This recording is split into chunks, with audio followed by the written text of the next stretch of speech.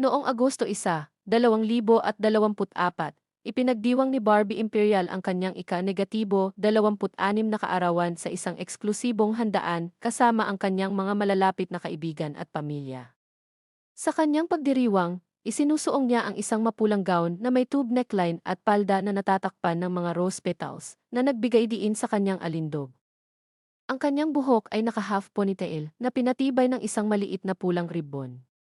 Kabilang sa mga bisita sa kanyang pagdiriwang ay ang kanyang rumored beau na si Richard Gutierrez, 40, at ang kanyang ina, si Annabel Rama, 71. Nakunan sila sa Instagram stories ni Vina Morales, isang malapit na kaibigan ni Barbie, na nagbigay daan sa mga usap-usapan tungkol sa posibleng relasyon nila ni Richard.